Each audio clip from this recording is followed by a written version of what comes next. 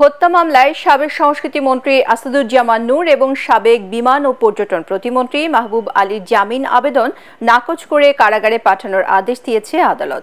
রাজধানী মিরপুরে হোটেল কর্মচারী সিয়াম সর্দারকে গুলি করে হত্যা মামলায় এ আদেশ দেয় ঢাকার সিএমএম কোর্ট।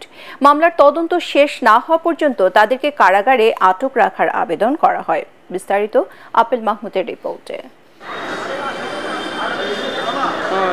মিরপুর থানার সিএম হত্যা মামলায় গ্রেপ্তারকৃত সাবেক মন্ত্রী আসাদুজ্জামান নূর এবং সাবেক প্রতিমন্ত্রী মাহবুব আলীকে ডিবি কার্যালয় থেকে সোমবার বিকেল ৩টার দিকে সিএমএম আদালতে হাজির করা হয়। এ সময় তদন্ত শেষ না হওয়া পর্যন্ত আসামিদের কারাগারে আটক রাখার আবেদন করেন মামলার তদন্ত কর্মকর্তা। আসামিদের আইনজীবীরা তাদের জামিনের আবেদন করলে রাষ্ট্রপক্ষ এর বিরোধিতা করেন।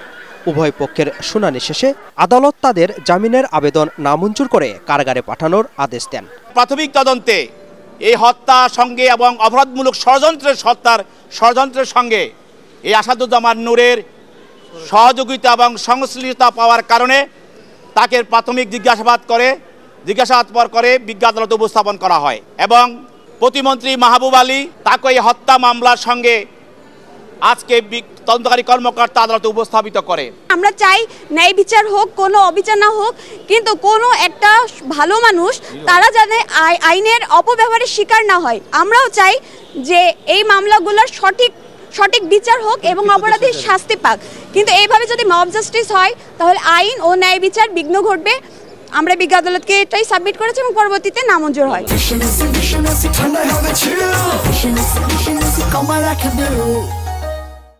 মামলার অভিযোগে বলা হয় 18 জুলাই রাত 11টার দিকে মিরপুর 10-এ আবু তালেব স্কুলের সামনে আওয়ামী লীগ সহ তাদের অঙ্গ সংগঠনের নেতাকর্মীরা সাবেক স্বরাষ্ট্রমন্ত্রী আসাদুজ্জামান খান কামালের নির্দেশে গুলি চালায়। এ সময় হোটেলের কাজ শেষে বাসায় ফিরছিলেন হোটেল কর্মচারী সিয়াম সর্দার। তখন গুলিবিদ্ধ হয়ে মারা যান তিনি। এ মামলায় 8 নম্বর আসামি করা হয় আসাদুজ্জামান নূরকে। আর মাহবুব আলীও এ ঘটনার সঙ্গে জড়িত বলে উল্লেখ করা হয়।